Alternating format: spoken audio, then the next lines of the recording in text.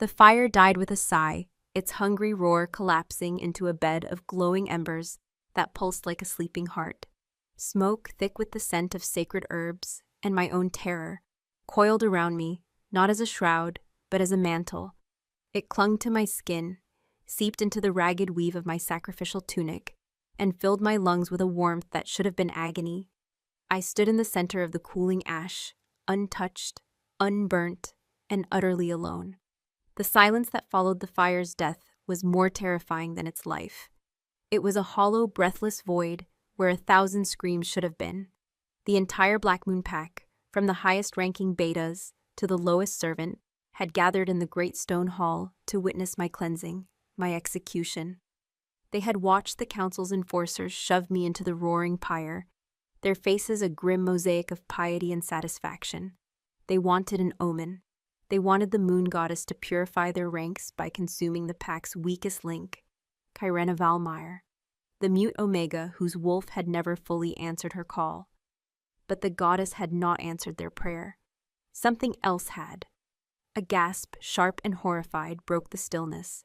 It was Elder Maeve, her face a mask of disbelief, her knuckles white where she gripped the ceremonial dagger.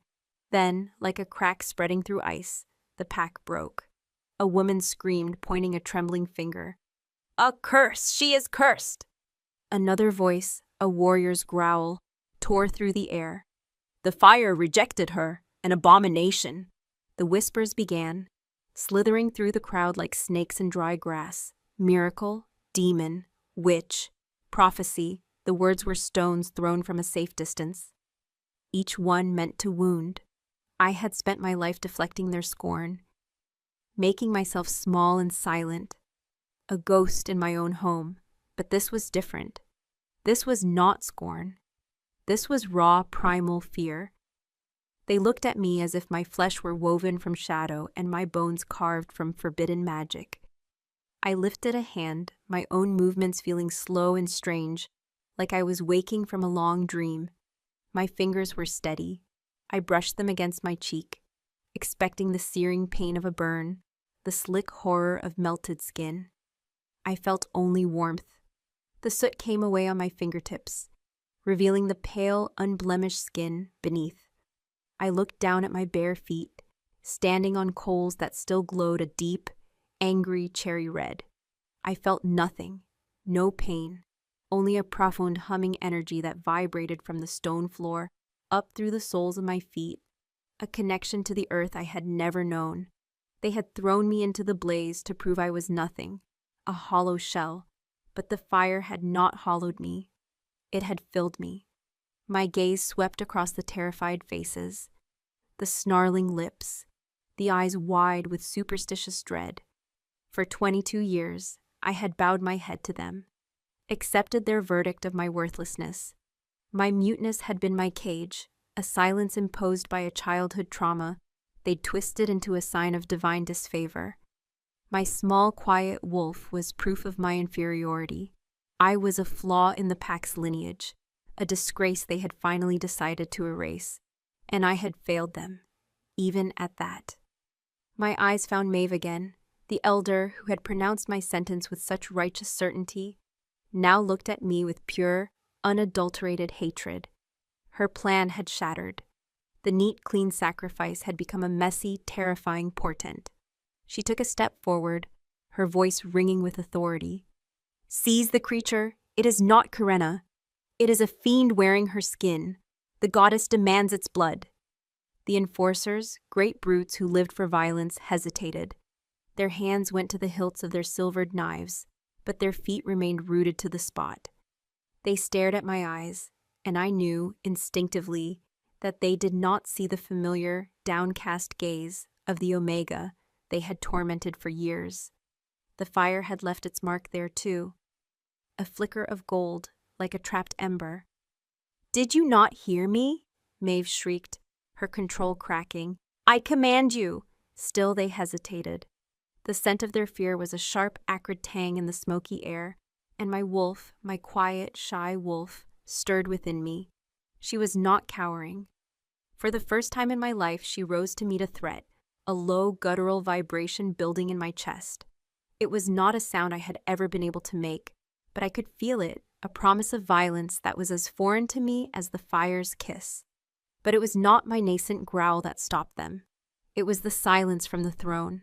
High above the floor, carved from the living rock of the mountain itself, sat the obsidian throne. And upon it, a man who was more myth than alpha, Damaris Valerin, the Alpha King. He had not moved. He had not spoken. While the pack had devolved into a panicked mob, he had remained utterly still, a predator watching the chaos from a place of absolute power. His presence was a physical weight in the hall, crushing the air, muting the sound. He was a king forged in the crucible of the Northern Wars, a ruler whose name was spoken in whispers, from the icy peaks to the southern sea. They said his wolf was a monster, a throwback to a more savage time. They said his heart was as cold and hard as the obsidian of his throne. He wore no crown, only the scars that mapped his skin like ancient rivers. One jagged line cut through his left eyebrow, giving him a perpetual look of grim assessment. His black hair was long, tied back with a simple leather cord. His hands, resting on the arms of the throne, were massive, calloused, a warrior's hands. But it was his eyes that held the world captive. They were the color of a winter storm, a swirling gray that promised nothing but destruction. And they were fixed, unblinkingly, on me. In his gaze, I saw none of the pack's superstitious terror. I saw something far more dangerous. I saw the fury of a king whose authority had been challenged by an impossible event. I saw the cold calculation of a strategist faced with a variable he could not comprehend. And beneath it all, swirling in the deepest, darkest depths of that storm, I saw a flicker of something else, a primal heat that mirrored the embers at my feet. Desire, raw, possessive, and utterly terrifying. It was a look that stripped me bare, that saw past the Omega, past the unburnt girl, and straight into the shivering soul of the wolf within. His stillness was a command. The hall fell silent once more. The pack's fear of Maeve's fanaticism, nothing compared to their fear of their king's displeasure. Every eye turned from me to him, waiting. The fate of the world, my world, rested in the space between his breaths. Slowly, deliberately, Damaris Valerin rose from his throne. He was immense. The stories had not done him justice. He was a mountain in the shape of a man, cloaked in black leather and dark fur, his shadow stretching long and menacing across the stone floor. The pack did not just step aside for him. They recoiled, melting away from his path as if his very presence might scorch them. He descended the dais, his heavy boots making no sound. It was an unnatural silence, the silence of a predator that had mastered the art of the hunt. He did not look at Maeve. He did not look at his enforcers. His storm-gray eyes never left mine. With every step he took, the air grew colder, thicker, charged with a power that made the hair on my arms stand on end.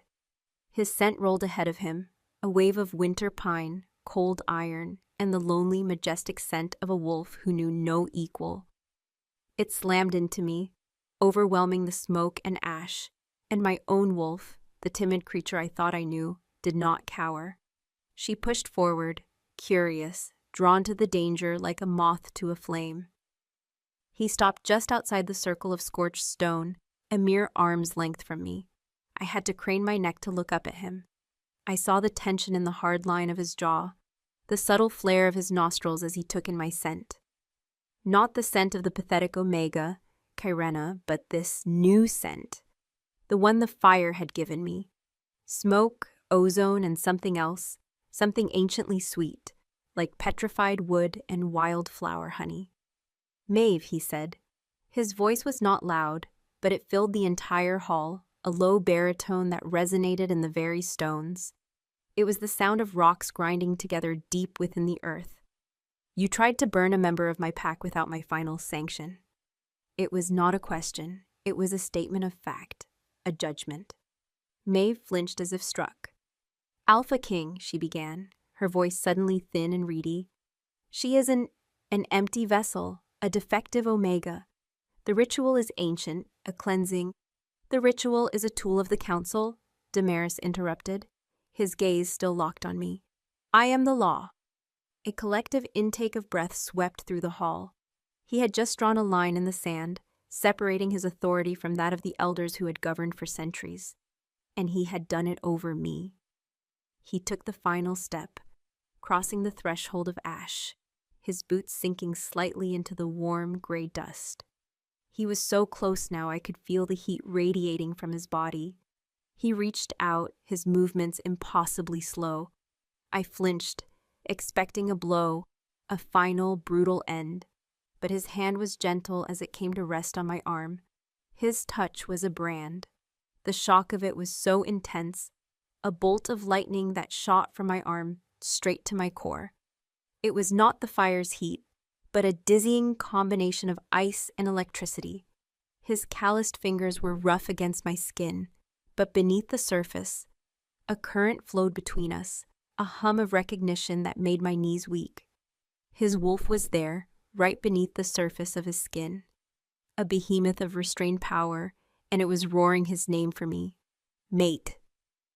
The word was a silent explosion in my mind, a concept so impossible, so cosmically cruel, that I almost laughed. His eyes widened fractionally, the storm within them raging. He felt it, too. His fingers tightened on my arm, not painfully, but possessively, anchoring me to him. His gaze dropped from my eyes to the point of contact, as if he could see the invisible energy arcing between us. A low growl rumbled in his chest, a sound so deep it was more a feeling than a sound, vibrating through his hand into my bones. It wasn't a growl of anger. It was a growl of possession, of confusion, of a war being waged within him. "She is an abomination," Maeve shrieked, her fear finally boiling over into desperate rage. "She must be destroyed before she unmakes us all. Alpha, I beseech you, for the good of the pack." Damaris's head lifted, his gaze finally leaving me to slice toward the elder. The sheer lethal force of his stare made Maeve physically recoil. The temperature in the hall dropped 10 degrees. "You have overstepped, elder," he said, his voice dropping to a deadly calm. "And you have failed." He looked back at me, at his hand still gripping my arm. His jaw was a knot of granite. The Alpha King was trapped between ancient law, the fear of his people, and the undeniable, impossible truth that his hand was burning where it touched my skin. He had to make a choice: condemn me to appease the pack, or claim me and face the consequences of whatever dark magic had just awakened in his hall. His eyes held mine, and for a heart-stopping second, I saw the man beneath the king, a soul burdened by a crown and now shackled by a fate he never chose. He let go of my arm, and the loss of contact was a physical pain, leaving my skin cold and tingling.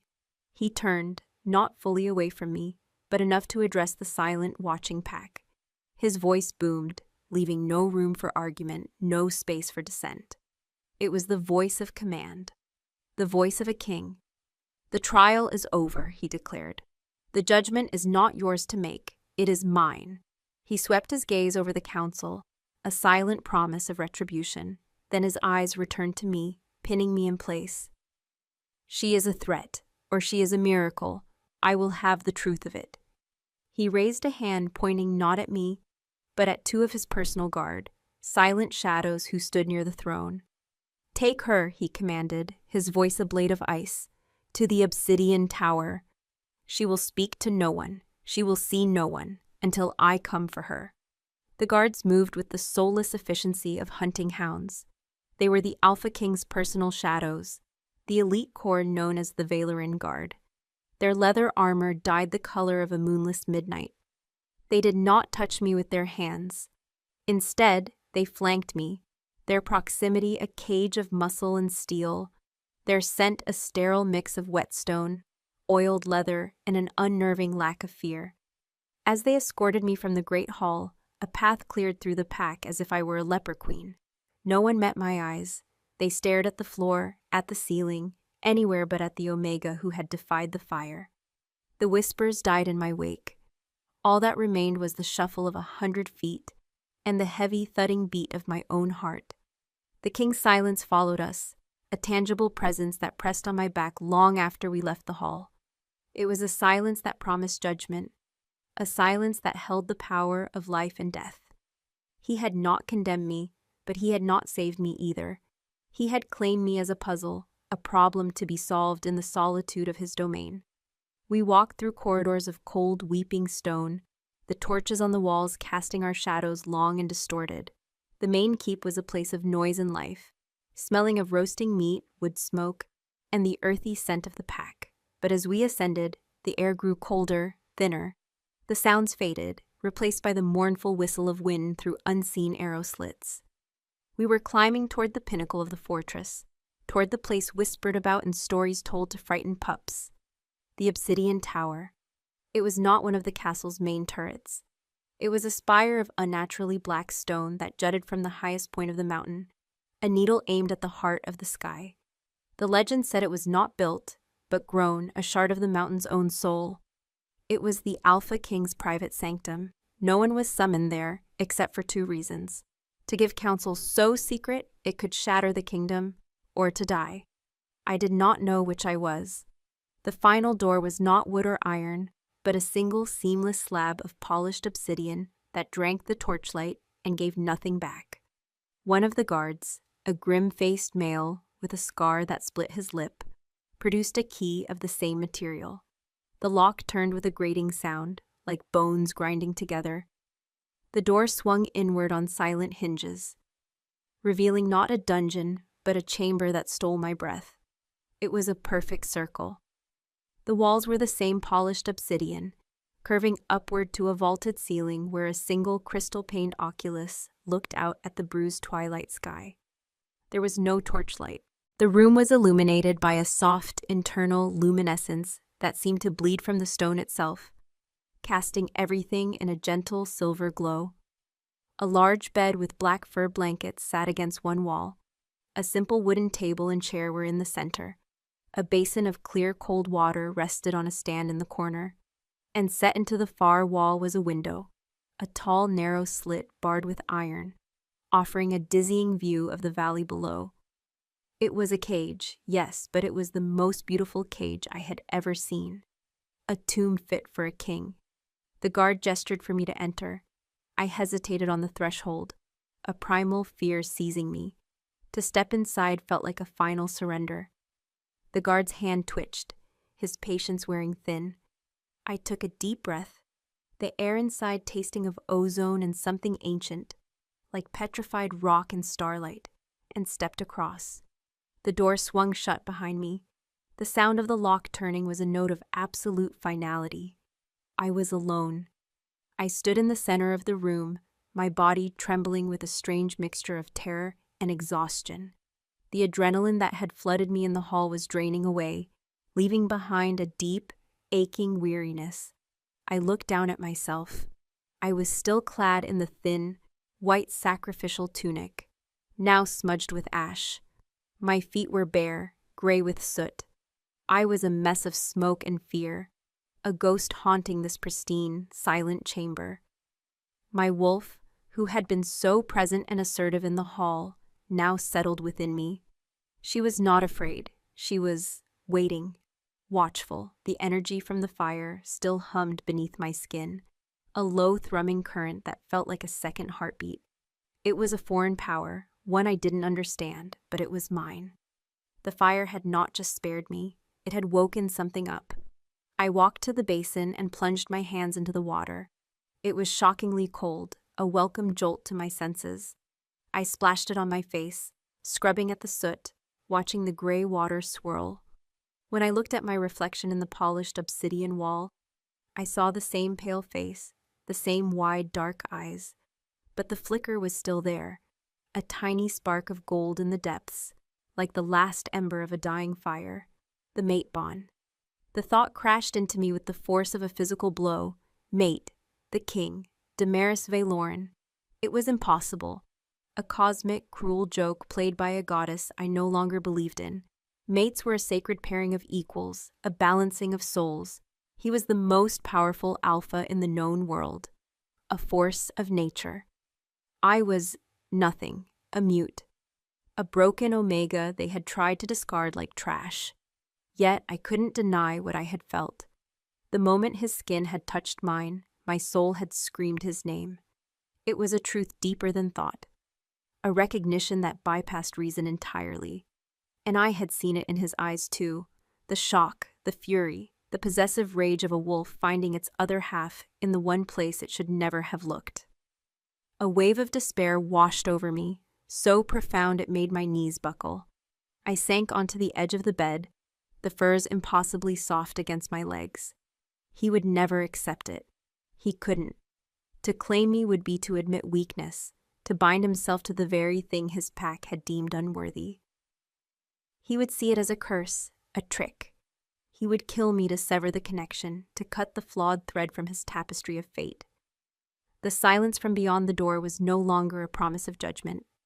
It was the silence of an executioner sharpening his axe. Time bled away.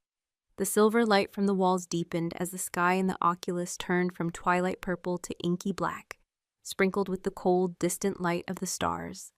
Hunger gnawed at my belly, a simple animal need that felt absurd in the face of my impending doom. As if summoned by the thought, I heard the scrape of the lock. I shot to my feet, my heart hammering against my ribs. My wolf rising to attention within me. This was it. He had come. But it was not the king who entered. It was the same grim-faced guard. He carried a wooden tray, which he placed silently on the table. On it was a hunk of dark bread, a wedge of sharp cheese, a piece of dried meat, and a pewter cup of water. Simple, practical fare. He did not look at me. He kept his eyes on the floor, his movements precise and economical. His fear was a scent in the room, sharp and metallic, layered over the leather and steel.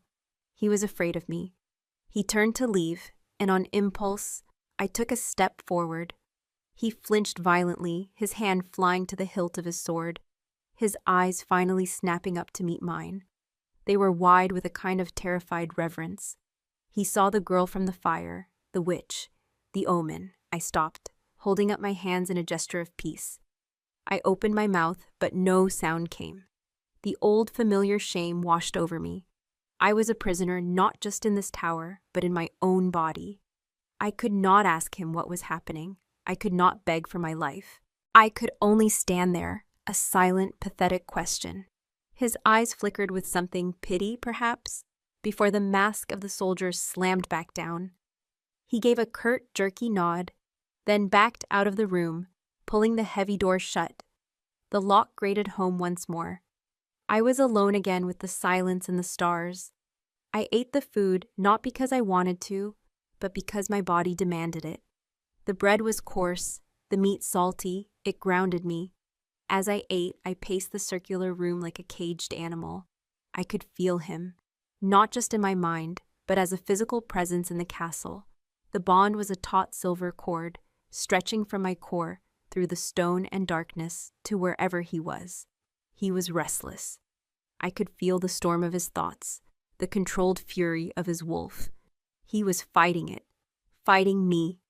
I went to the window, wrapping my arms around myself against the chill that seeped through the stone. The bars were thick and cold. Far below, the lights of the packlands glittered like a fallen constellation. I saw the great hall, the training grounds, the homes where families were now gathered. A world I had never truly been a part of, and from which I was now truly exiled. Was this my fate? To live out my days in this beautiful prison, a secret shame the Alpha King could not acknowledge and dared not destroy? A new feeling began to coalesce beneath the fear. It was a slow burn, starting deep in my belly. Anger. They had tried to murder me. Maeve, the council, the pack who had watched in silence. They had all wanted me dead. They had thrown me away. But I was still here. The fire hadn't taken me. Damaris hadn't killed me. I had survived. The thought was a revelation. For my entire life, I had been surviving, enduring their scorn, their pity, their cruelty, but this was different. This was not endurance. This was a victory. The hum of power under my skin intensified. I closed my eyes, focusing on it. It felt like the memory of heat. the echo of a roaring flame. What if the fire hadn't been a test from the goddess? What if it had been a gateway? A crucible that had burned away the weak omega they all saw and left something else in its place. The silver cord of the bond pulsed, a sudden sharp tug that made me gasp. He was close. I spun around from the window just as the lock on the door scraped open again. My breath caught in my throat. This time I knew. The air crackled. The scent of winter pine and cold iron flooded the room, an overwhelming tide that made my head swim, and my wolf paced frantically behind my ribs. The obsidian door swung open. Damaris Valerin filled the doorway, his sheer size seeming to block out all the light from the corridor behind him. He was a creature of shadow and power, his presence so immense it felt like the gravity in the room had shifted, pulling everything toward him. He had dismissed his guards. He was alone. He stepped inside and the door clicked shut behind him, the sound echoing in the profound silence. He did not speak. He just stood there, his stormy eyes sweeping over the room before they landed on me. The intensity of his gaze was a physical force, stripping away my anger, my defiance, leaving me raw and exposed. The bond between us ignited, no longer a cord, but a raging inferno. I could feel the battle within him, the king's logic warring with the wolf's instinct. His wolf knew me. It knew I was his. It wanted to cross the room, to claim, to possess. But the man, the king, held it in check with an iron will that was terrifying to behold. He took a slow, deliberate step toward me, then another. He stopped when he was just a few feet away, close enough that I could see the flecks of silver in his gray eyes, close enough that I could feel the heat rolling off his body. The king's silence had ended, but the judgment was just beginning. "You have brought a curse upon my house," he said, his voice a low, dangerous rumble that vibrated through the floor and up into my bones. He raised a hand, not to strike me, but pointing a single accusatory finger. "Tell me what you are." His words were stones, and they struck the most vulnerable part of me, my silence. "Tell me what you are." A command I was physically incapable of obeying. Panic, cold and sharp, pierced through the strange new heat in my veins. My throat closed, the old familiar knot of scar tissue and memory, tightening its inexorable grip. I opened my mouth, a desperate, useless gesture. A small, choked sound, less than a breath, was all that escaped. It was the sound of my failure, the sound I had been making my entire life.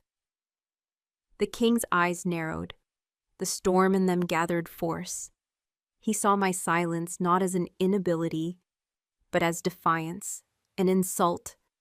"You stood in a pyre that can melt iron, and you did not burn," he continued, his voice dangerously low, each word a measured footstep drawing closer to my execution. "You have bewitched my pack. You have brought a foul magic into my keep. And now you stand before your king and refuse to speak." He took another step, closing the space between us. I was forced to tilt my head back further, my neck aching with the strain of looking up the mountain that was my Alpha King. His shadow fell over me completely. I was trapped in his orbit, in the crushing gravity of his power. The scent of him was overwhelming, that clean, cold scent of pine and iron, but now it was underpinned by the rising musk of an agitated wolf.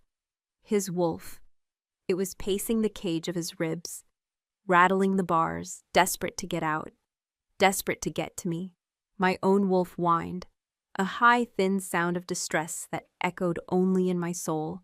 She was terrified of his anger, but she was also drawn to it, to the raw power of him, to her mate. I shook my head, my hands fluttering in a useless, panicked gesture. "I can't," I tried to convey, my eyes pleading with him. "I cannot speak." "Lies," he snarled, the sound ripping from his chest, more beast than man. In a movement too fast to track, his hand shot out and clamped around my throat. His grip was not tight enough to choke, but it was absolute, a cage of hard, calloused flesh. His thumb pressed against the pulse that hammered there, a frantic drumbeat of my terror. Every shifter can speak. Do not play me for a fool, witch. The contact was an explosion, a supernova of sensation. Where his skin met mine, a searing heat bloomed, 1,000 times more intense than the shock of his touch in the hall. The bond, that silver cord, became a roaring conduit of pure energy. I felt the fury of his wolf, the iron control of the king, the deep, gnawing confusion of the man. It poured into me, a deluge of emotion that was not my own. And something poured back. Without my willing it, the humming energy inside me, the echo of the fire, surged toward his touch. My fear, my desperation, my frantic, silent scream of, "I cannot speak," coalesced into a wave of pure feeling. It wasn't a thought. It wasn't a word. It was the raw, undiluted truth of my existence. And it shot from me, through his hand, and straight into his soul. Damaris recoiled as if he'd been struck by lightning. He snatched his hand back, a harsh gasp tearing from his lungs. He stared at his palm, as if it had been burned. Then his wild, disbelieving eyes snapped back to mine. The fury in them was momentarily eclipsed by sheer, profound shock. What was that?" he breathed, his voice rough with disbelief. He had felt it. He had felt me. Hope, a fragile, desperate thing, flickered in my chest. I could make him understand. I didn't need a voice. I had this. I had the fire. I focused, pushing past the terror, reaching for that inner heat. I gathered the memories, the feelings, the lifetime of shame. I looked him straight in the eye, and I pushed. I showed him what it felt like to be a child, screaming for her mother as raiders tore through our village, and to have that scream cut short by the edge of a blade across her throat. I showed him the healers shaking their heads, the pity in their eyes. I showed him the other children mocking my silence, the pack turning their backs, the whispers of broken, worthless, mute. I pushed the crushing weight of 2 decades of loneliness and scorn into him. And then I showed him the hall. I made him feel my terror as the guard shoved me toward the pyre. I made him smell the sacred herbs meant to mask the scent of my burning flesh. I made him feel the searing heat on my skin, my wolf's final, desperate howl of despair. And then the miracle. The moment the fire bent. The moment the pain never came.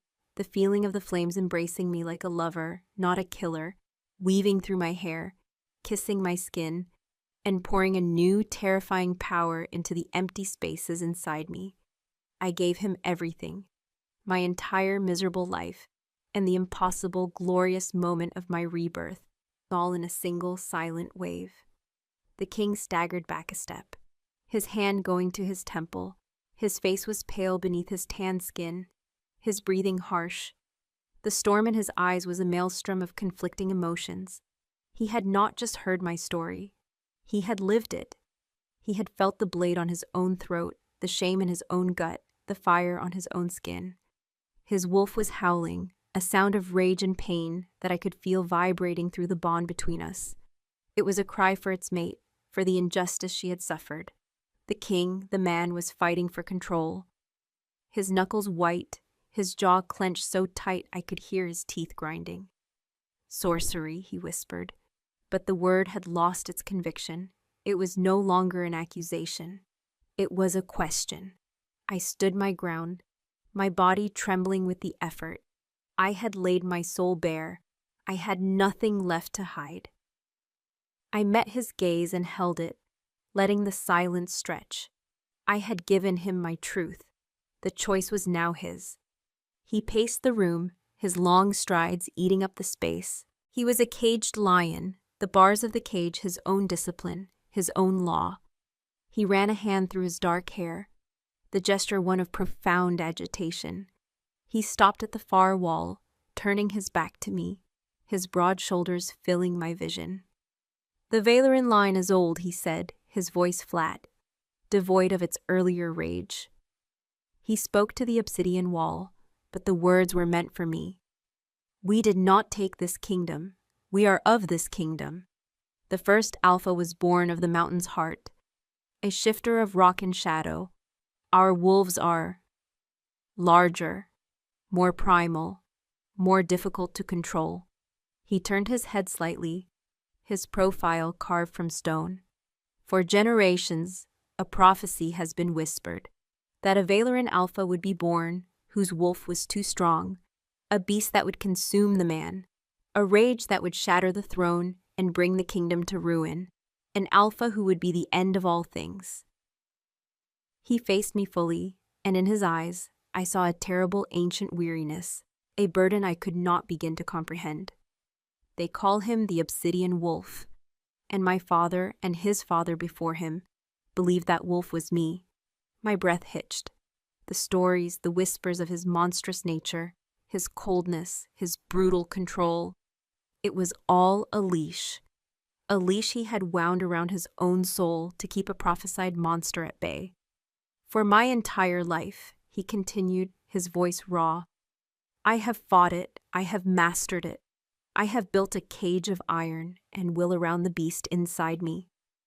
There is no room for weakness, no room for emotion, no room for a mate who would distract me, who would offer the beast a vulnerability to exploit. He took a step closer, his eyes boring into mine. And the moon goddess, in her infinite cruelty, gives me a mute Omega who is sentenced to burn, a broken thing who is not broken at all, a creature of fire and secrets, whose very touch feels like it could melt the bars of my cage. He was standing before me again, the space between us charged with the impossible truth he had just spoken. He was not just a king judging a subject. He was a man fighting a war against his own nature, and he believed I was the enemy's most powerful weapon. You are a complication I cannot afford, he said, the words falling like axe blows. To accept this bond, would be to invite the chaos I have spent a lifetime preventing. To acknowledge you as my mate would tear the pack apart. They would see you as a curse, a witch who has ensnared their king. Despair threatened to swallow me again.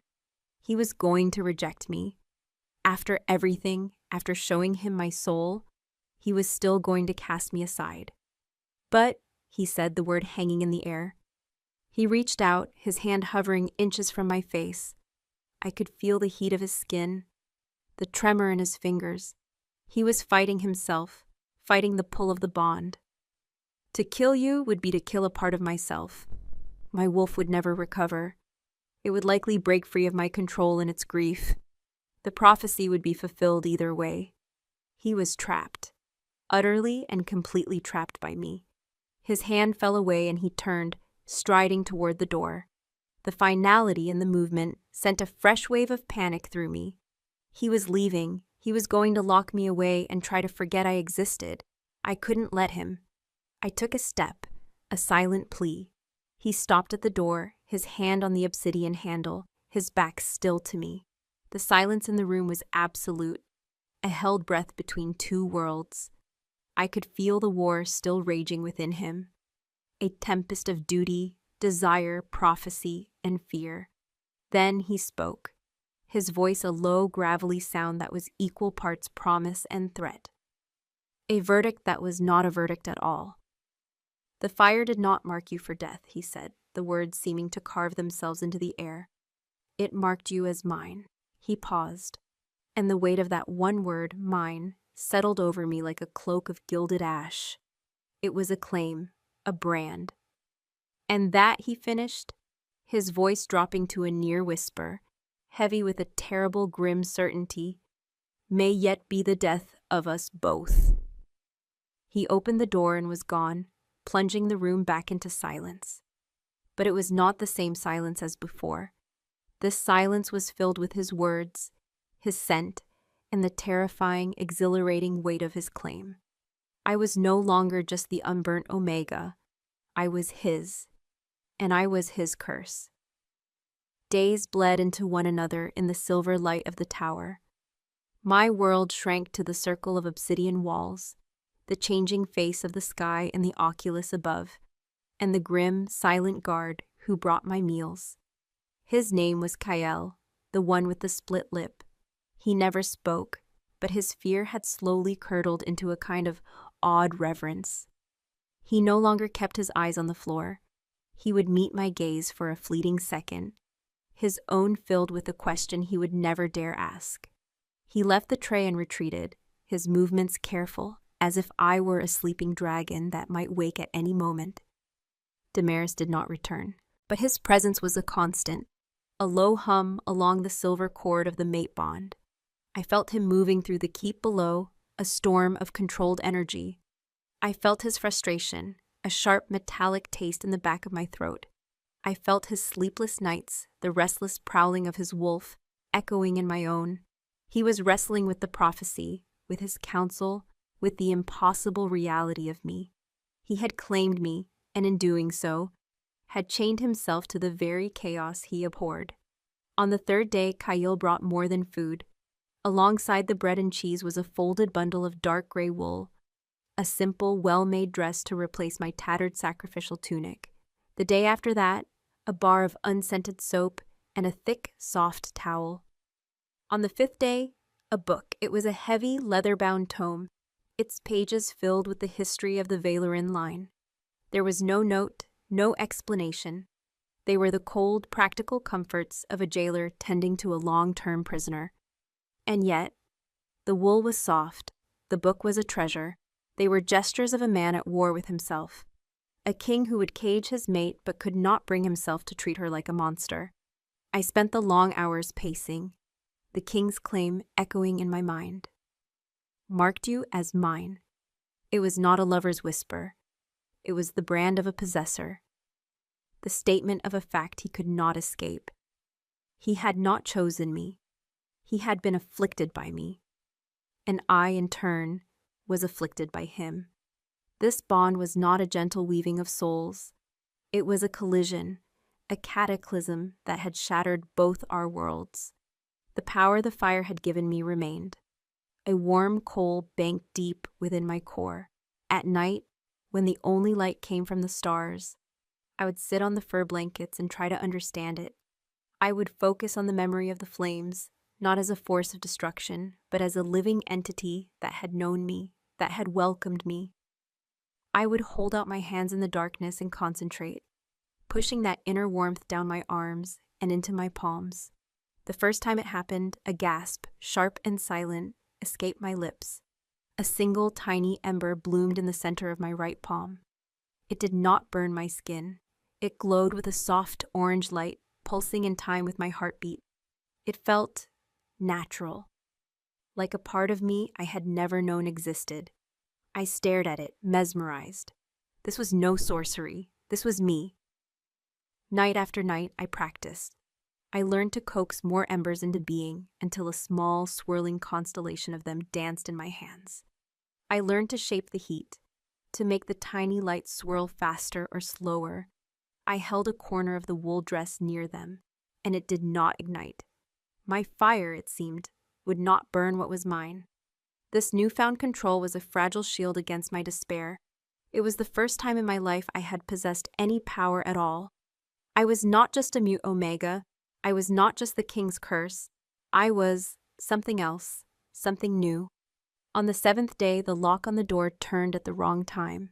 It was not Kyle with my evening meal. My internal senses, honed by a week of silence and hyper-awareness, screamed a warning. I rose from the table, the history book lying open before me, and turned to face the door, my heart beginning to hammer. The bond flared with a distant, unfocused agitation.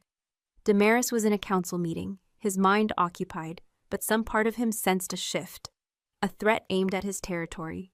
The obsidian door swung open. Elder Maeve stood on the threshold, flanked by two of her own council guards, men whose faces were hard with fanatical zeal. She was dressed in the ceremonial robes of her office, a cloak of gray feathers over a severe black tunic. Her eyes, small and hard as obsidian chips, fixed on me with a look of pure venom. "Leave us," she commanded her guards, her voice a dry rustle of leaves. They hesitated, their eyes darting nervously around the king's sanctum. "Now," she snapped, and they bowed stiffly, pulling the door shut, leaving the two of us alone. The click of the latch was a death knell. "So," Maeve began, her lips twisting into a sneer as her gaze swept the room, taking in the dress, the book, the relative comfort of my prison. The king cages his pet monster in splendor. He forgets that a gilded cage is still a cage, and the beast within it is still a beast. She walked slowly into the room, circling me like a predator. Her scent was sharp and unpleasant, dry parchment, bitter herbs, and the sour odor of old, ingrained hatred. "You have fooled him," she hissed, stopping a few feet away. "With your silence and your witch's tricks. You have poured poison in his ear and clouded his mind. He is the Alpha King, the protector of our people, and you are a blight, a corruption that has taken root in his very soul." I stood my ground, my chin held high. The Karenna of a week ago would have shrunk from this, would have folded in on herself under the weight of such loathing, but the fire had burned that girl away. I met her gaze without flinching, my silence my only weapon. My defiance seemed to enrage her further. "Do you think he will claim you?" She laughed, a harsh, grating sound.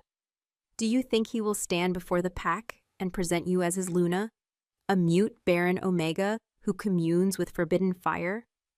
You are his shame. He has hidden you away here to die, where your disgrace will not taint the rest of us." The word barren was a deliberate cruelty, a guess meant to wound me in the deepest, most feminine part of my being. Omegas were cherished for their ability to bear strong pups. It was a purpose I, too, had been denied. She saw the flicker of pain in my eyes and pressed her advantage. "He will tire of his new toy. And when he does, the council will be here to clean up his mess. The fire failed. We will not."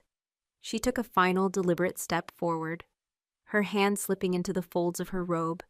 I saw the glint of metal, a silver dagger, its blade etched with runes of purification.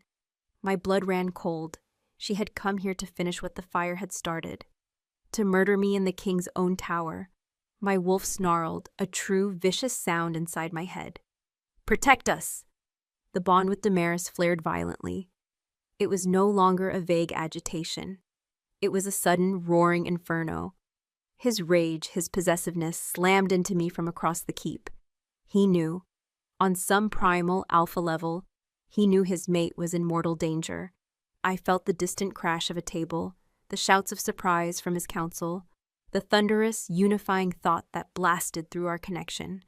Mine. But he was too far away. Maeve was here. The knife was in her hand. Panic gave way to instinct. The coal of power inside me roared to life.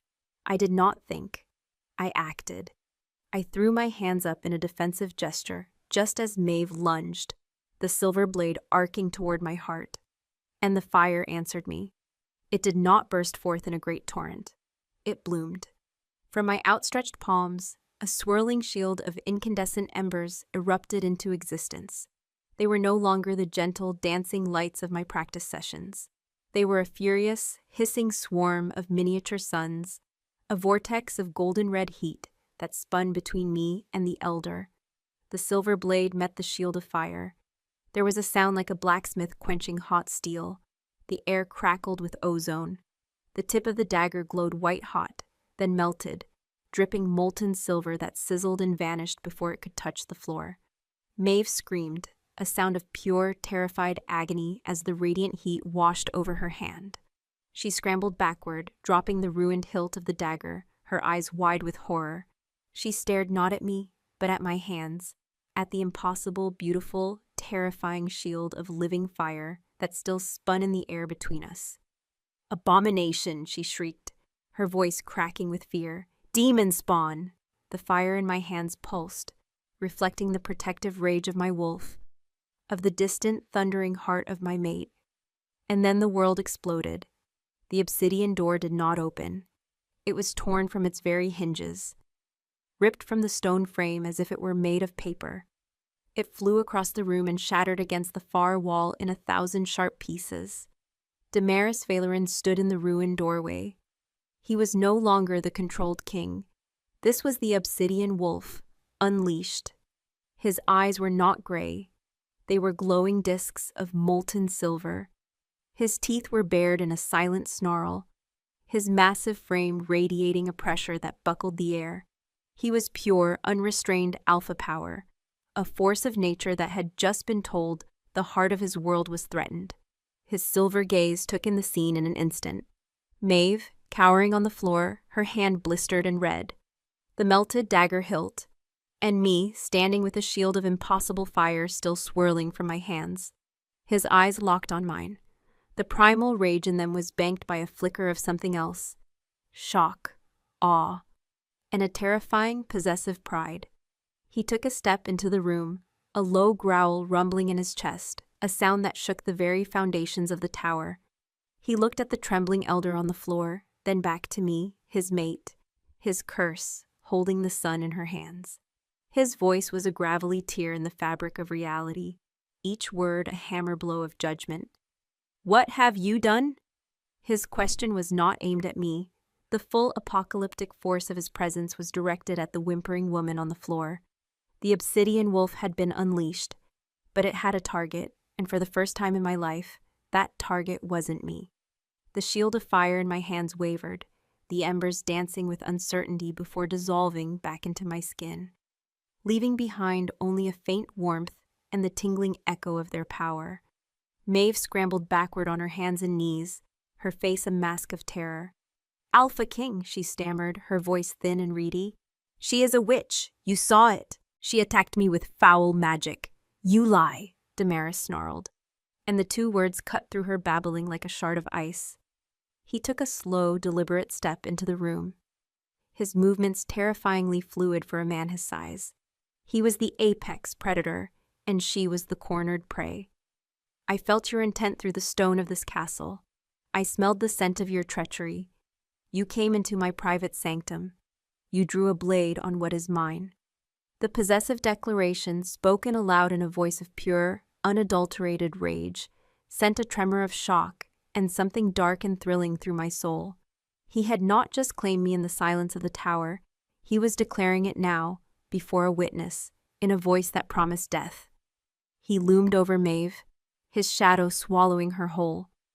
"The law is clear, Elder," he growled, the sound vibrating in my bones. "To challenge the Alpha's mate is to challenge the Alpha. To raise a hand against her is to declare war upon the pack itself. It is the highest treason." "She is not your mate," Maeve shrieked, her fear giving way to a final, desperate burst of fanaticism.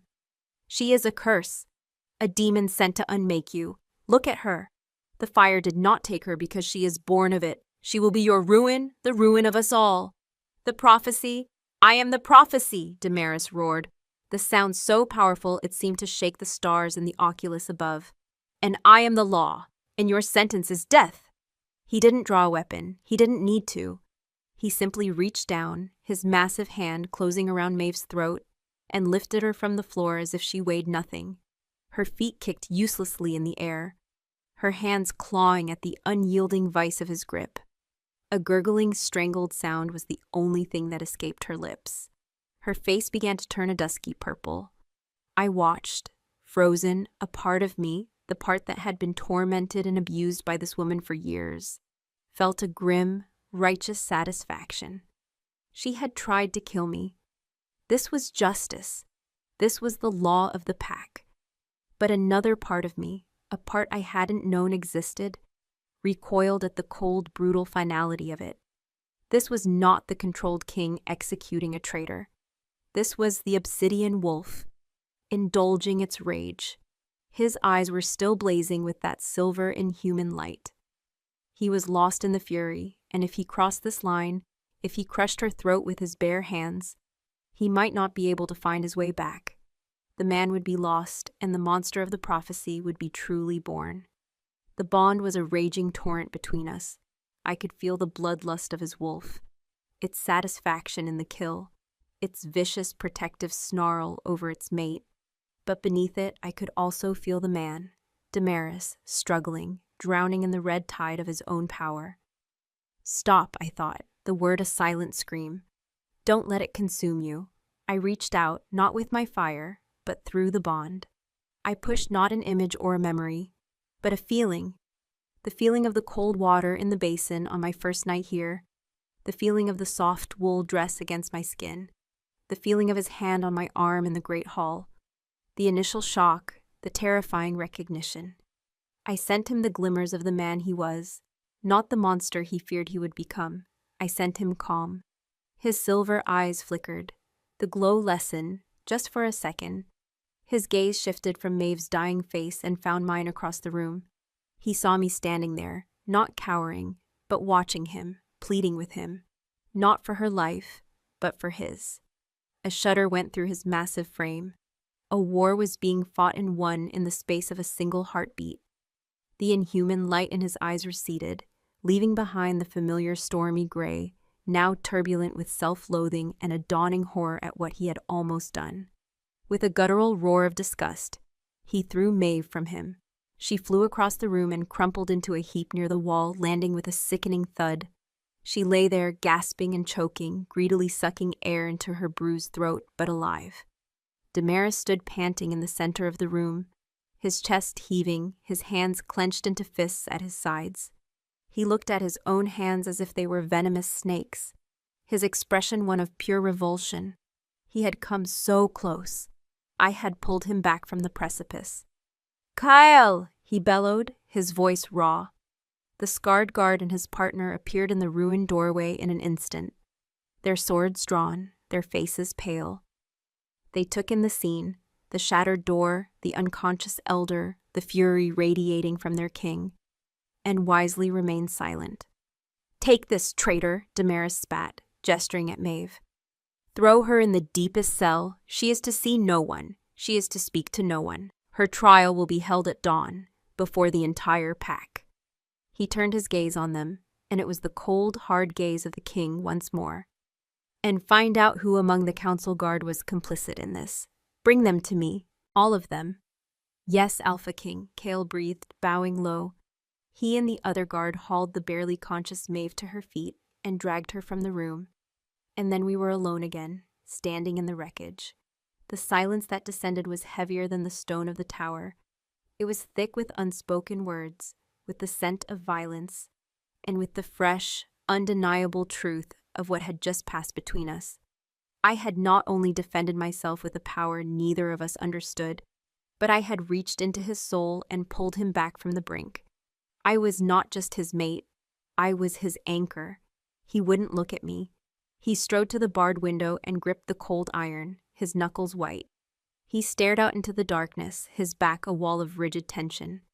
"You should have let me kill her," he said, his voice a low, rough rasp. "It would have been justice." I took a tentative step toward him. "It would have been your end," I wanted to say. "It would have been the victory of the beast." "Every day," he said, his voice hollow, "I walk a knife's edge. Every challenge, every threat, every perceived slight is a temptation for the wolf to take control.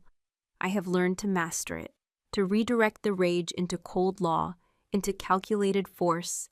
But you, this bond, it's a gaping wound in my defenses. Her threat to you was not a challenge to my rule. It was a threat to my soul. The wolf did not answer with law. It answered with the intent to annihilate." He finally turned from the window, and the look on his face was one of grim despair. "You see now, don't you, what the prophecy means? What I am, with you as a vulnerability, I am 100 times more dangerous. My control is a thread, and you, Karenna, are the blade held against it." His use of my name, the first time he had ever spoken it, was like a brand on my heart. He saw me now, not as the Omega, not as the curse, but as Karenna, and he was terrified of what that meant. I walked toward him until I stood just a few feet away. I was no longer afraid of him. I had seen the monster, but I had also seen the man fighting it. I felt a surge of protectiveness so fierce it stole my breath. It was the mirror of his own. I held up my hands, palms forward, showing him they were empty. I focused on the calm center within me, the place where the fire lived. I sent him a feeling through the bond, a message clearer than any words. "You are not alone in this fight." He watched me, his expression unreadable. The air between us was thick with a tension that had nothing to do with violence and everything to do with the magnetic, undeniable pull of the bond. His eyes darkened, the stormy gray deepening to the color of twilight. His gaze dropped to my lips. The council will be in chaos, he murmured, his voice husky as if he were thinking aloud. Maeve's faction will see this as proof of their fears. They will say you bewitched me into turning against one of our own. They will demand your death more loudly than ever. I nodded, accepting the truth of it. My life was still forfeit. All that had changed was the identity of the executioner. They will not have you, he growled, the possessive wolf stirring again, but this time it was tempered by the king's resolve. He took a step, closing the final distance between us. He was so close I could feel the heat of his body, smell the scent of pine and his own unique musk. It was intoxicating. He reached out, his hand moving with infinite slowness, and gently touched my cheek. His calloused fingers were surprisingly tender against my skin. The contact was electric, a jolt of pure lightning that made my knees weak. His thumb stroked softly just below my eye. "A creature of fire," he whispered, his gaze intense, searching mine for answers he didn't know how to request. Who feels like the calmest center of a storm? My heart hammered against my ribs. My wolf was purring, a deep, contented rumble of homecoming. This was right. This was fate, however cruel and twisted. This man, this king, this monster was mine. His head lowered, his intentions clear in the darkening depths of his eyes. He was going to kiss me. The thought was both terrifying and ecstatically welcome. Every fiber of my being strained toward him, toward the completion of a circle that had begun in fire and fury. His lips were inches from mine when a scent, faint but sharp, drifted through the ruined doorway. It was the scent of blood, old blood, and something else, wolfsbane, the poison of our people. It wasn't Maeve's scent. It was something else, something hidden, clinging to the stone of the corridor outside. Damaris froze. His head snapped up, his nostrils flaring. The tender moment shattered, replaced by the instant, lethal alertness of the Alpha King. His eyes narrowed, not in rage, but in cold, deadly calculation. He looked down at me, his expression hardening into a mask of stone. "This was not just Maeve," he said, his voice a blade of ice. "This was a message and a distraction." He pulled away from me, the loss of his touch a physical ache. "Stay here," he commanded, a king's order that allowed no argument. "Do not leave this room." He turned and strode through the broken doorway, his predatory silence returning. The obsidian wolf was gone. The Alpha King, sniffing out betrayal in the heart of his own keep, had taken its place. And I was left alone in the wreckage, with the taste of a kiss I had never received and the cold, horrifying realization that Maeve was not my only enemy. The tower became a true cage once more, but now the bars were forged of Damaris's fear for my safety. Kyle and 2 other Valoran guards were stationed permanently outside the ruined doorway, their presence a silent, unbreachable wall. The world outside my obsidian prison was in turmoil. I could feel it through the bond, a constant, roiling current of anxiety and suspicion flowing from the king. He was hunting, prowling the corridors of his own keep, questioning his counsel, testing loyalties, sniffing out the scent of the poison that had tainted his halls. Maeve's trial was held, as promised, at dawn. I was not summoned, but I witnessed it through him. The bond, which had once been a source of confusion and terror, was now a window. As Damaris sat upon his obsidian throne, I felt the cold stone at his back. I saw the packed great hall through his eyes, the hundreds of shifter faces turned up to him, a sea of fear, anger, and mistrust. They had seen the unburnt Omega. They had heard of the Elder's imprisonment. They whispered of curses and foul magic, of a king bewitched. Maeve was dragged before him, bruised and defiant. She did not confess. She spat her accusations, painting me as a demon, a siren, a witch who had lured their noble king to ruin. She spoke of the prophecy, twisting its words to fit her narrative, casting Damaris not as the prophesied beast, but as its victim, my victim. Many in the crowd murmured their agreement. Her faction was strong, her roots of power ran deep, but Damaris was immovable. His voice, when he spoke, was not the roar of the wolf, but the cold, grinding certainty of the mountain itself. He spoke of the law.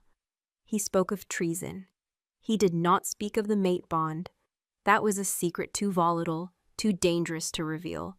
But he spoke of my place under his protection. He sentenced Maeve not to death, but to exile.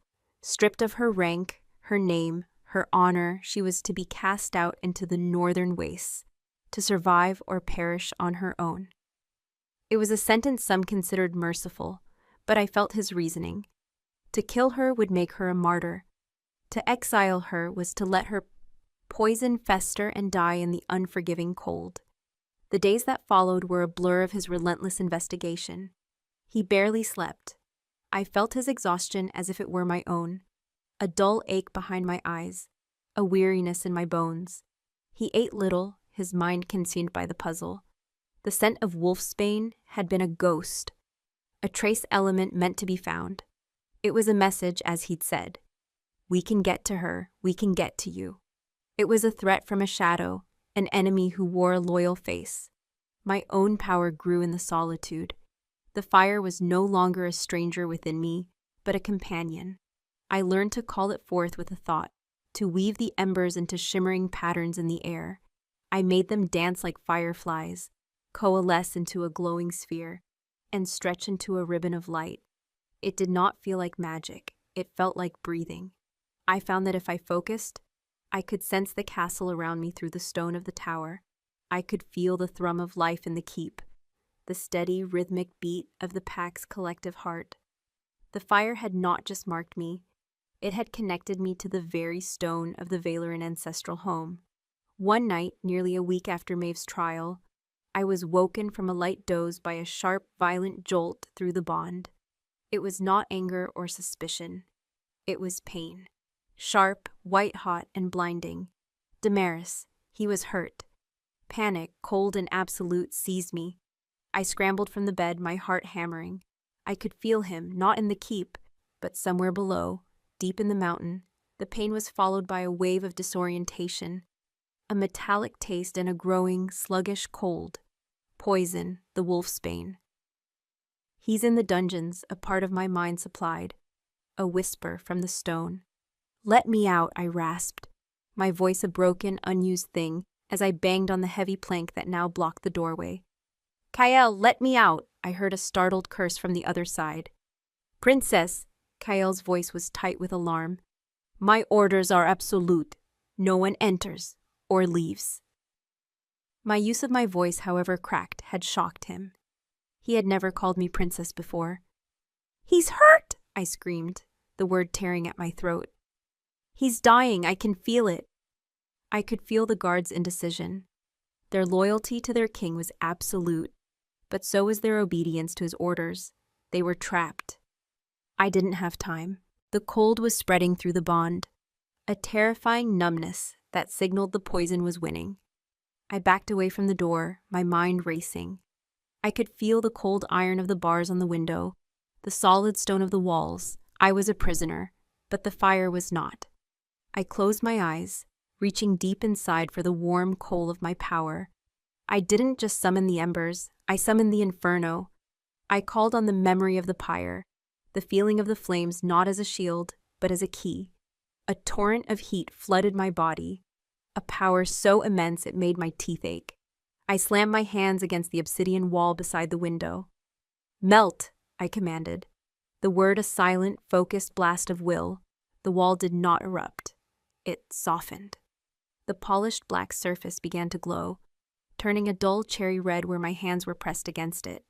The stone sagged, rippling like heated glass. The scent of ozone and hot rock filled the air. With a groan of protesting matter, a section of the wall the size of a door slumped inward and then dissolved into a sluggish, molten river that cooled into a jagged, uneven threshold. I didn't hesitate. I scrambled through the opening I had made, onto the narrow parapet outside the tower. The wind hit me, a blast of icy air that tore at my simple dress and whipped my hair around my face. The drop was hundreds of feet to the jagged rocks below, but to my left, the parapet led to the roof of the main keep. The guards in the corridor, hearing the noise, burst in to find my prison empty. The wall beside the window a gaping, glowing hole. I heard Kael's shouted alarm, but I was already moving. I ran. My bare feet were sure on the cold, uneven stone. The wind howled around me, trying to tear me from the roof, but I was fueled by a desperate, single-minded purpose. Damaris. I found a stone staircase leading down into the upper levels of the keep and plunged into the darkness. The castle was in an uproar. Alarms were beginning to ring. Shouts echoed in the halls. I ignored them all, letting my connection to the stone and my bond with the king guide me. Down, down, down I went. Into the bowels of the mountain. The air grew damp and cold, smelling of stale water and misery. The dungeons. The stone walls here were slick with moisture, the torches sputtering in the foul air. I found him in the lowest level, in a section I sensed was used for interrogation. He was on the floor, slumped against the wall of a cell. 3 of his own Valoran guard lay dead around him, their throats torn out. A 4th man, his face a mask of triumphant hatred, stood over him. It was Lord Vorlog, one of Maeve's staunchest allies on the council, a man whose face I had seen through Damaris's eyes at the trial. He held a small, ornate crossbow, the bolt tipped with a dark, viscous substance. Damaris was clutching a deep wound in his side, his face pale, his breathing shallow. The silver light was in his eyes, but it was dim, flickering. The wolf was fighting the poison, but it was a losing battle. "The king is dead," Vorlog sneered, raising the crossbow for a final killing shot to the head. "Long live the true pack." "No," I whispered, the sound lost in the damp air. Vorlog's head snapped up. His eyes widened in shock as he saw me standing at the end of the corridor, my hair wild, my face smudged with soot from my escape, my eyes blazing. "The witch," he hissed. "Impossible." He turned the crossbow, aiming it at me. "Then you will die with him." He fired. The bolt flew, a black streak of death. Time seemed to slow. I saw the wicked poison tip. I felt Damaris's despair through the bond, his helpless rage that he could not protect me. I did not try to dodge. I stood my ground, and I raised my hands. The pyre that had birthed my power erupted into existence around me. It was not a shield this time. It was a statement. A column of pure, white-hot flame roared to life, engulfing me completely. I stood in its heart, untouched, the fire coiling around my limbs like a living thing, crowning me in a halo of incandescent light. The crossbow bolt entered the flames and vaporized, its poison turning to harmless smoke. Vorlog screamed, stumbling back, shielding his eyes from the impossible, holy glare. He was looking at a goddess of flame, a creature of myth. Damaris slumped against the wall, lifted his head, his fading silver eyes widened. Through his pain and the haze of poison, he saw me. Not the broken Omega, not the king's curse. He saw his mate, wreathed in a power that defied all law, all reason. I took a step forward, and the column of fire moved with me. The dungeon, moments before a place of shadow and death, was now bathed in brilliant, cleansing light. Vorlog whimpered, his fanatical certainty dissolving into pure, primal terror. I walked toward him, my face set, my heart a cold, hard knot of fury. He had hurt my mate. He had tried to destroy my world. He turned to run, but there was nowhere to go. I raised a hand, and a whip of pure flame lashed out, wrapping around his ankle. He shrieked as the fire touched him, searing his flesh, and he fell heavily to the stone floor. I stood over him, the inferno that surrounded me casting his terrified face in a flickering, hellish light. I looked from him to the king, my king, who was watching me with an expression of profound, soul-shattering awe. In that moment, I understood. This power was not a curse. It was not a trick. It was a crown. The fire had not chosen me by accident. It had chosen me for him, to be the light to his shadow, the warmth to his cold, the one force on earth that could stand with the obsidian wolf and not be consumed. I looked down at the traitor at my feet. I could end him. A single thought, and the fire would turn him to ash. The law was on my side. Justice demanded it. My own rage demanded it. But I looked at Damaris, at the man fighting the monster, at the king who had shown mercy to Maeve when his wolf demanded death. I would not be the thing that pushed him over the edge. I would be his anchor. I let the fire around me die down, receding back into my skin, until I was just Kyrena again, standing in the flickering torchlight. I let go of Vorlog, leaving him whimpering on the floor. I rushed to Damaris's side, falling to my knees. I touched his face, my hand trembling. His skin was clammy and cold. "Damaris," I whispered, my voice raw. He looked at me, his eyes clearing for a moment.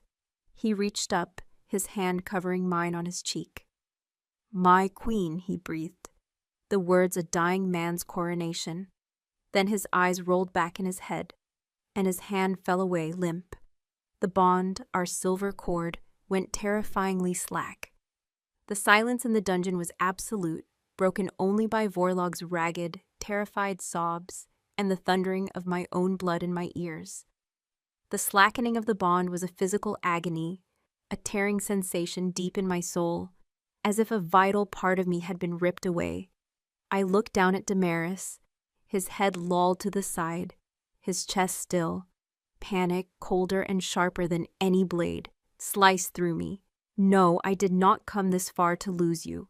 The thought was not a plea. It was a vow. I placed my hands on his chest, over his heart. Beneath the cold leather of his tunic, his skin was icy. There was no beat. "Breathe," I commanded, my voice a broken thing. I pushed on his chest, the rhythmic compressions a desperate prayer. "Damaris, breathe."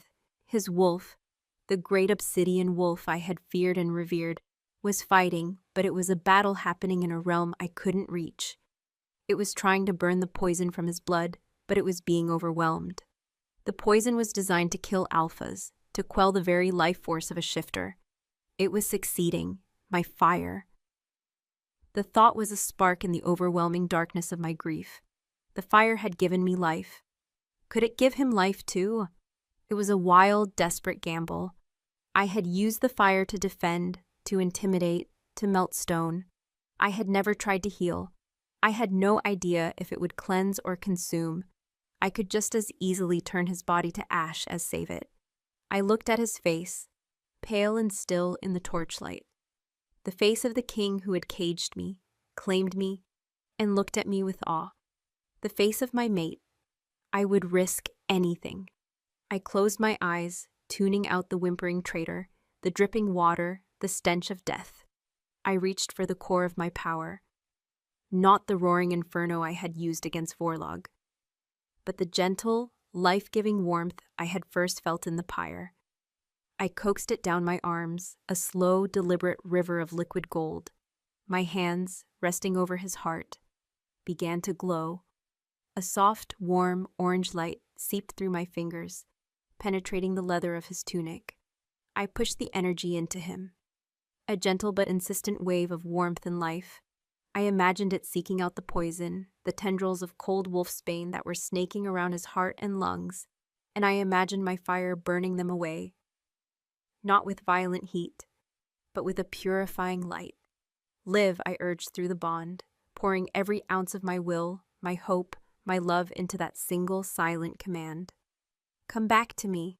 For a heart-stopping moment, nothing happened. The cold seemed to deepen, fighting back against my warmth. The slack bond remained empty, a silent void. Despair began to creep in, a chilling certainty that I was too late. And then I felt it, a flicker, a single faint struggling beat against my palm. Hope, fierce and blinding, surged through me. I pushed more power, more warmth, more of myself into him. The glow from my hands intensified, the light becoming a brilliant gold. The cold receded, chased away by the encroaching heat. Another beat, stronger this time. And another. The rhythm grew steady, a slow, powerful thud that was the most beautiful sound I had ever felt. A great shuddering gasp tore from Damaris's lungs. His back arched, his body convulsing as his own life force, bolstered by mine, waged a final violent war against the poison. A dark, blackish sweat beaded on his forehead. His wolf roared back to life, a silent, triumphant howl that echoed through the bond, which snapped taut once more, vibrant and strong. His eyes flew open. They were no longer the dim, flickering silver of a dying wolf, but the blazing, molten silver of the unleashed obsidian wolf. But this time, the fury was not directed outward. It was a furnace of healing, of resurrection. He looked at me, his eyes wide with a dawning, incredulous understanding. He saw my hands on his chest, glowing with the golden light of creation. He felt my life force pouring into him, knitting his torn flesh, cleansing his poisoned blood. He was feeling the very essence of the power that had saved me from the pyre. The silver in his eyes softened, melting back into the familiar stormy gray. He reached up, his hand, now warm and strong, closing over mine. "Karenna," he breathed, his voice rough but clear. His name for me, a prayer. Tears I hadn't realized I was holding back streamed down my face. I slumped forward, my energy spent, my forehead resting on his chest, utterly drained. The golden light faded from my hands. I had given everything I had. He pulled me up, his movements still weak but infused with a new, vibrant strength. His other arm went around my waist, holding me tight against him as he struggled to sit up. "It was you," he murmured, his face buried in my hair. "It was always you." The moment was shattered by the thunder of armored feet in the corridor. Kyle, followed by a dozen Valoran guards, skidded to a halt at the scene, their faces a mixture of horror and disbelief. They saw their dead comrades, the captured traitor, their king, alive but wounded, and me cradled in his arms. Kyle's eyes widened as he took in the scorch marks on the floor and the melted crossbow. "Alpha King," he stammered. We came as soon as we heard the alarm. We found the tower breached." Damaris did not release me. He looked up and his voice was no longer weak. It was the voice of the mountain, solid, absolute, and filled with a cold, lethal fury. "Lord Vorlog is a traitor. He acted with others. Find them." He looked down at the whimpering man on the floor. "He will tell you their names." The guards moved with ruthless efficiency, hauling the traitor to his feet. "Wait," Damaris commanded. He gently set me aside and, using the wall for support, pushed himself to his feet. He was unsteady, but he stood. He was the king, and he would not show weakness before his men. He walked over to Vorlog, whose face was a mask of disbelief. He could not comprehend how the king was still alive. "You conspired to murder your alpha?" Damaris said, his voice deadly quiet. "You poisoned me. You tried to murder my mate." He paused, letting the words hang in the air for his guards to hear. "There is only one sentence." His hand shot out faster than a striking snake. It was not a blow of rage, but a swift, passionless execution. He snapped Vorlog's neck with a sharp, brutal crack that echoed in the damp dungeon. The traitor's body crumpled to the floor. Damaris turned to face his men. His eyes were clear, his resolve absolute. "The council is corrupt. Maeve and Vorlog were not the only ones. There is a cancer in this pack, and I will cut it out." This was not just an assassination attempt. It was a coup. He looked at me, standing in the shadows, and his expression softened. He held out a hand. "Come." I walked to his side, and he wrapped his arm around my shoulders, pulling me against his side. He was claiming me, not in secret, not with a whisper in a locked tower, but here, before his most loyal guards, amidst the wreckage of betrayal and death. "Let the word go forth," he said, his voice ringing with power and a new, unshakable certainty. "Karenna Valmeyer, the unburnt, saved my life. She is the fire that cleanses. She is the heart of this mountain. She is my mate. She is your queen." The guards stared, their faces a mixture of shock, awe, and a dawning, fervent loyalty. They had seen me defy their king's orders, melt a stone wall, and stand wreathed in flame. They had seen their alpha on the brink of death, and now he stood before them, alive, claiming this impossible omega as his own. Their allegiance shifted. It was no longer just to the king. It was to the legend. Damaris leaned down, his lips brushing my ear. "This will be a war," he whispered, his voice for me alone. "They will not accept you easily. The kingdom they wanted is one of order and tradition. The kingdom we will give them will be forged in fire." I looked up at him, at the fierce love and unwavering resolve in his eyes. I thought of the pyre, of my silence, of the years of being nothing. I thought of the power singing in my veins, a power that had not only saved me, but had saved him. I was no longer afraid. I reached up and touched the scar that cut through his eyebrow, the mark of the warrior, the burden of the king. And though I could not speak the words, I poured the sentiment through the bond, a message of pure, undiluted truth. "Let them come. We will face them together." He understood. A slow smile spread across his face, a true smile that reached his stormy eyes and transformed his harsh features into something devastatingly handsome. It was the smile of a king who had been fighting a war alone his entire life, and had just found his general, his army, his victory, all in one impossible woman. "Our kingdom," he said, sealing the vow, "of ash and bone," and he lowered his head and finally captured my lips.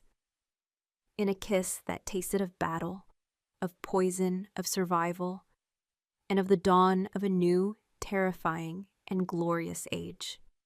3 moons had waxed and waned since the night of the failed coup. Winter had tightened its grip on the mountains, blanketing the kingdom in a deep, soundless layer of white. But within the walls of the Black Moon Keep, a different kind of season had taken hold. It was a season of reckoning. Damaris had been true to his word. He had torn the rot from the heart of his council with a surgeon's ruthless precision. Those who had conspired with Vorlog and Maeve were exposed, their secrets dragged into the unforgiving light of the king's justice. Some were exiled, sent to follow their disgraced elder into the northern wastes.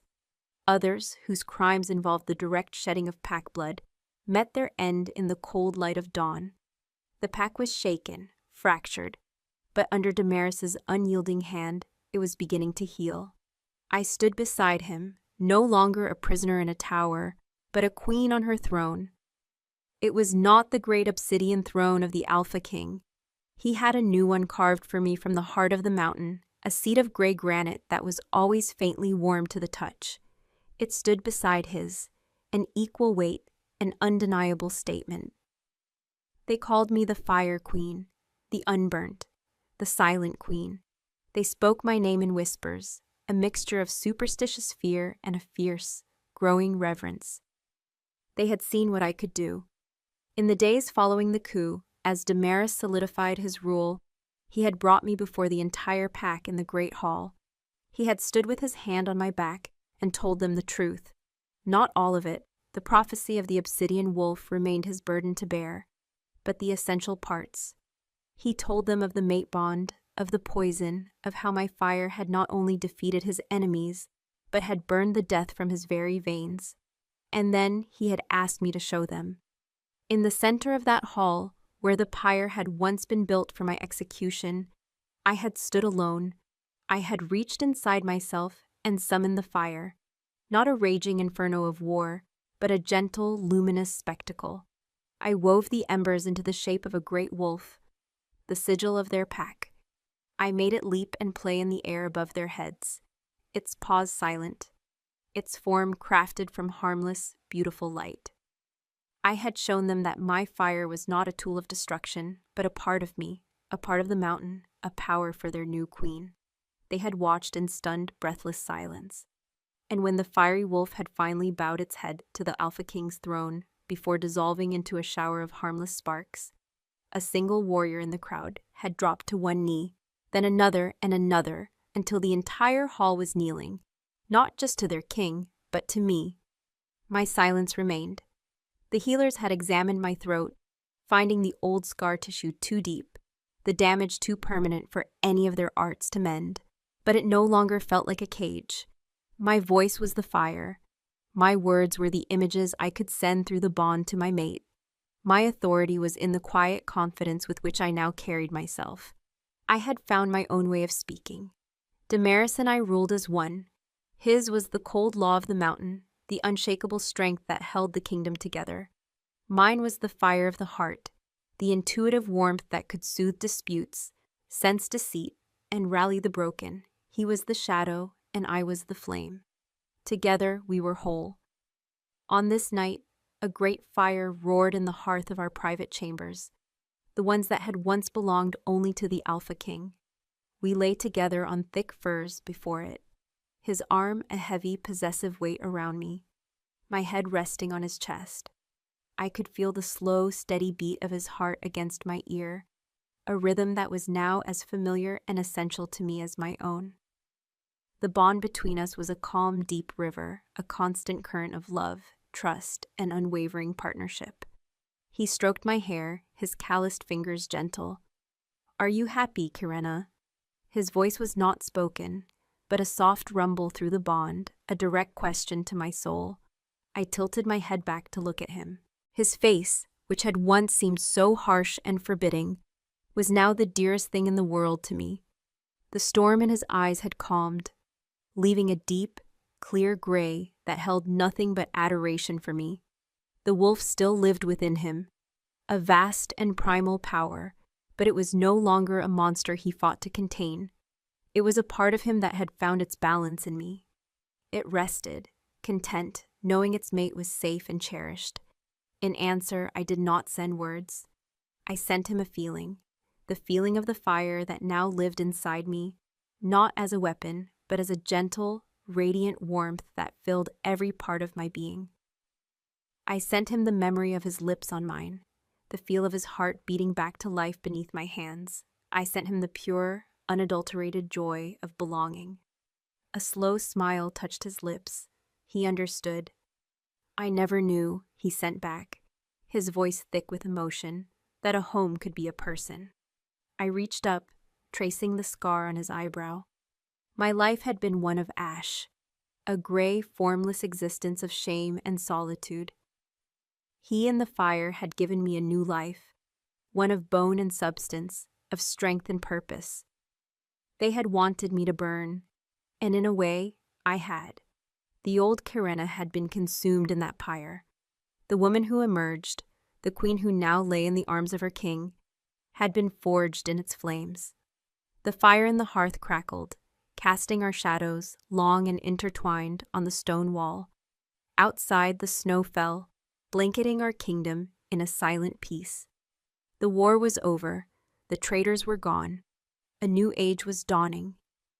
Damaris leaned down and kissed me, a slow, deep kiss that held all the promises of a lifetime to come. It was a kiss of healing, of homecoming, of a love that had been born in the most impossible of circumstances. It was the kiss of the Alpha King and his Fire Queen, rulers of a kingdom they had almost lost, a kingdom they had remade together. It was not a perfect kingdom. There were still scars, there were still shadows, but it was theirs. It was ours. And for the first time in my life, I knew, with a certainty that burned brighter than any flame, that this was exactly where I was meant to be. I was home.